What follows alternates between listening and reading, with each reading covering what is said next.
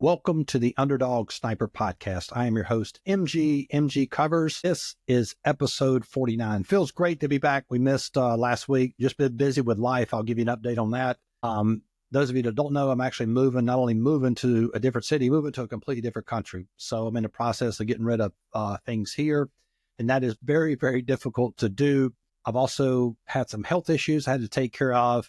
Literally like pure chaos in my life right now. Had dental stuff I had to take care of. I had my glasses. I had to get my prescription updated. The glasses they gave me didn't work. So I've been back and forth for that the last 2 days. So just busy with life, but that will all come to an end. March the 28th, I'll move. I'll give an update on that. And I think it's going to be better for me in my life. A lot less stress. And it's something that I've always wanted to do. And we'll talk about that later when I get there. But anyway, apologize for missing last week. And we'll continue to have these every Monday if everything goes well. So excited to be back for episode 49. So let's dive into, give you an overview of what we're going to talk about. We're going to review February numbers.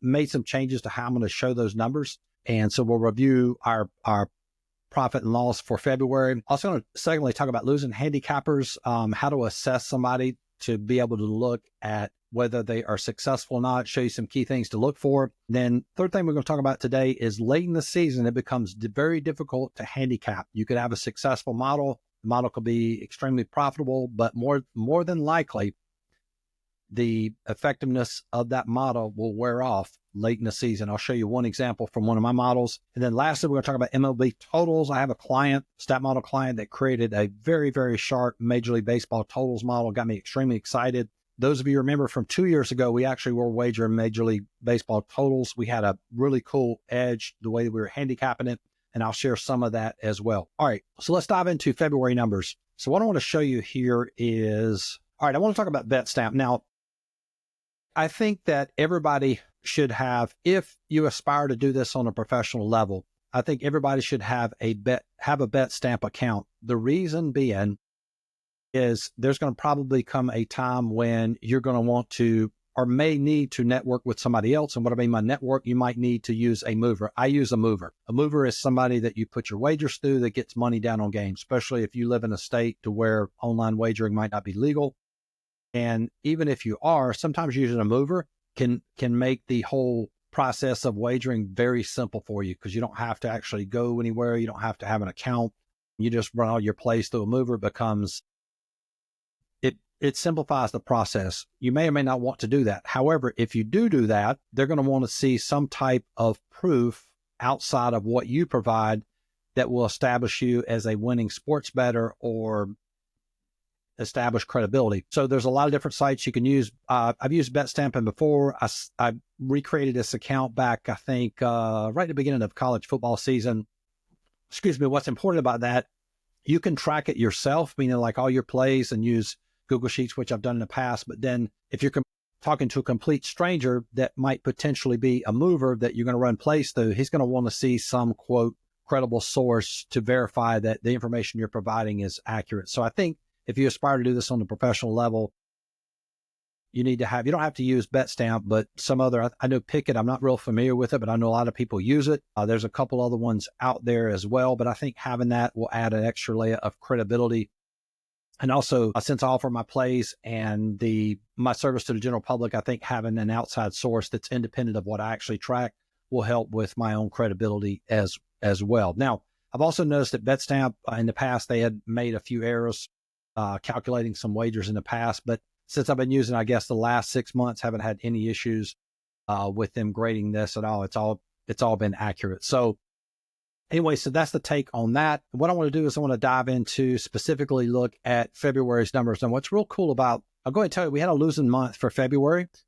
And what's really not good about having a losing month, but the way they track everything, they track net profit, they track ROI, they track closing line value, your volume average bet size, ELV best available closing line, meaning like what was the best line that you had and what was your percentage of closing line value. As you know, we play late. So even months that we have that were profitable, we're still going to have negative closing line value.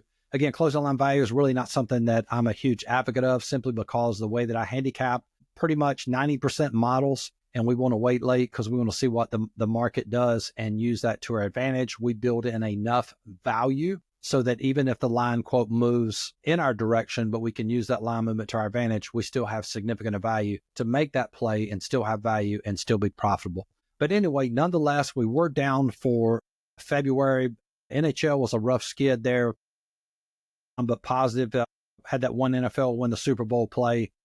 I started to wager on some soccer, positive for NBA, but nonetheless, minus 4,300. Now, the reason why I want to show actual dollars as opposed to grading one play as one unit, units are manipulated in this business, meaning like you'll see guys that say, hey, we went 3-0 yesterday, we're up 30 units. Well, and that handicapper will say, well, those were all 10 unit plays, so we're up 30 units. And if I'm showing, hey, I'm up 3-0, we won 3 units. 3 units would be the correct way to grade that, but I don't think the marketplace understands that. But I think the marketplace does understand dollars. So if you just say, hey, we made X amount of dollars, and you're showing that through a credible source, I think people understand that, and it makes it easier for people to just assess somebody very simple as far as a handicapper. Now, if you look at year to date, this is what's really cool about BetStamp. January to February 28th, apply filters, and it does the same calculation. So we're up 10K year to date. The ROI is down 4.4%, but I think that's still, consider we're going to wager on this soccer with heavy juice. I don't think our ROI is going to be as high as it has been in the past. Usually that ROI comes in at for me, it's closer to 10%. I've always had a good ROI simply because we play a lot of dogs, and you can see there that record year to date, 107 and 107, 4 pushes. So that's about what I average, about 50%. Win percentage wise, but of course, again, play a lot of dogs, and that might even, I don't know, maybe it increase as far as win percentage, because now that we played soccer models hitting at 60, I think it's 66% year to date, but again, the ROI is going to be extremely low. So that's where we are year to date. That's through February the 28th, and then we'll still continue to make these updates monthly. And I think the reason why it's important to update it once a month, obviously there's going to be variance. You're going to have losing days, you're going to have losing weeks, even a losing month as I showed there, but I think it's better to show it at month intervals. That gives us time to recoup a losing day. And I don't like that, the pressure of feeling like I have to disclose things and show what we've done every single day, as opposed to updating it once a month. Because once a month, I think, after 30 days, even with the losing month, I think people can tell, hey, is this handicapper, I don't know if the word legit's right, but I just think that's a first measuring point. If you measure something, for a week, for 2 weeks or whatever, I think it's way too early to make any type of assessment. So we'll start showing this month to month. And so sort of recap, if you don't have a BetStamp account, highly recommend that. All right. Now, the next thing I want to get into is I want to talk about assessing handicappers. Now, a lot of crazy things have happened in the sports betting community. Most of you are familiar with the ELF spaces, where he brings on, quote, handicappers. Most of these handicappers are losing handicappers. They expose them, but at the same time, I think it gives them a lot of exposure in a good way, and people will continue to use those handicappers. But what I want to talk about now is the fact that, even though it's way early in the year, you have a lot of, quote, handicappers that offer services to the general public that are absolutely buried. And I don't want to mention this company, but this is a guy called TR Handicap Tracker, really good account. And I'm assuming that the way he's tracking this is correct. I'm going to make that assumption that it's correct. And you can see here, it's a very big sports betting group that offers plays to the service, plays to the general public. They have, it looks like about 25 handicappers. Only 8 of them are profitable. Their best handicapper up 8,400 year to date. And then the overwhelming majority is in the negative, starting at negative $685 all the way down to worst handicapper down 11,600. So again, just a reminder about this business. This business is extremely difficult. It is not easy. Whether somebody is selling plays online, whether they claim to be a handicapper, whoever they are, there's only a very small percentage of people that profit long-term in this business. And when we say small percentage, the old number that I used to use was 3%. I probably think it's 5%. Some people might disagree and say it's even less than 3%. But if you get on Twitter, it will give the illusion that a lot of people are winning. That's why I'm thankful for a lot of these accounts that are coming out and showing people's records that don't normally, quote, advertise. Now, the next account, this is another handicapper. Right. again, I don't want to say this handicapper's name, but again, he follows a handicapper, I guess subscribes to his plays. This particular handicapper, he's wagered almost 900 plays through March to 10th. I can already tell you that's way too much volume. I generally wager about 1,000 plays a year. Last year we were down, I think we had about 800 plays. And what's crazy is he was actually winning. His year-to-date totals were 472 wins, 54 losses. But check this out. Through yesterday, he was in the hole minus 55 units. Minus 55 units on March the 10th. You're not recovering from that. He could recover from that, but highly unlikely to recover from 55. So the point is, we're only March, right here in March, and you got a ton of handicappers, even the ones that claim to be professional handicappers, in the hole, a considerable amount deep into the hole. So again, a reminder, this business is difficult. And you will have losing days, you will have losing weeks, you will have losing months, just like I showed you there. But again, it is possible to profit long term. It is a marathon. It is definitely not a sprint. You have to accept and come to terms with losing and always making adjustments, which is something that I think is a forte of mine. And I think I've improved drastically with that. I'm realizing like, hey, we don't have an edge here, or we need to make these changes. For example, we had Utah via the model for NHL passed on them. They lost in a shootout last night. I think there was another day we passed. We had two potential plays, passed on both of them. Both of them lost. A soccer model went Sunday, went 4-1, had one extra play. That was a play via the model, pass on at Club Tijuana. They were not in good form. They went up 3-0. They lost 4-3, gave up 4 consecutive goals, which is unheard of in soccer. But the point is that I think I've gotten really good at like making the correct changes to the model, and soccer model has done extremely well. Looking forward to that. We'll probably talk about that throughout the week. A lot of these handicappers that claim to be profitable handicappers are already buried drastically, way deep, and I doubt they'll come out of this hole and be profitable long term.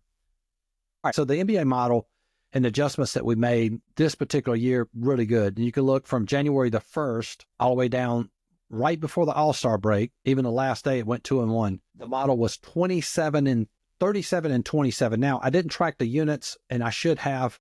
Shame on me for not tracking it for the model, but I really didn't think this model would work. That's why I just tracked win-loss, and that actually includes moneyline dogs. So this was at a minimum, probably factor juice, probably at least 10 units positive. And if I was actually wagering exactly like the model, I would have shut this down right at the All-Star break. Why? The second half of any season, NHL, NBA, I don't know if I would say MLB season, but it definitely becomes a little bit more difficult. The lines become a lot tighter. That means if a line, for example, in the spread sport, we've seen this in NCAA basketball. If a team is minus 11, that team that's minus 11 probably going to win that game. It's just a matter of if they're going to cover that minus 11 or not. Same with NHL. You're not seeing as many dogs cash late in the season. So if a team, and you can use this to your advantage as well, if a team's minus 140 favorite and they're playing at home, and you got positive line movement, that's probably a pretty good play. So using those things to your advantage. But anyway, the point to make here is that it gets very difficult to handicap late in the season. Now watch what happens to this model. It's the same exact model. Let me figure out what 37 and 27. It's 57%. So model did extremely well prior to the All-Star break. And then you look at the All-Star break now, 8 wins, 13 losses. So already immediately after, and they took a really good break from 211 to 228. And in addition to that, I waited, I don't know, maybe like 3 or 4 days till we had 3 or 4 games with the new model before I started tracking this, and it still was in the hole. So NBA, very difficult to cap late in the season. So if you're building a model, and especially if you're back testing a model, I would back test it and make sure you back test the quote premium time to back test that, not at the beginning of the season, but after you have sufficient data, 10 games, depending on the model, or just basically skip that first month. For MLB, I generally don't start tracking until May and then start actually wagering in May because we have 30 days of data. And then obviously you wouldn't want to back test late in the season. Like September, MLB model, when I've talked about this before, we hit going into September last year, we were at 53 units with the MLB model, crashed and burned in September.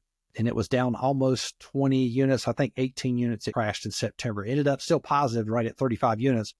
But the point is, should have shut it down that last month. That model is still a very, very good model. Same model got us at, I think, 47 units the previous year. But again, you have to be conscious and realize late in the season, model's not going to be as sharp. And you could still wager factors like we're factoring in form.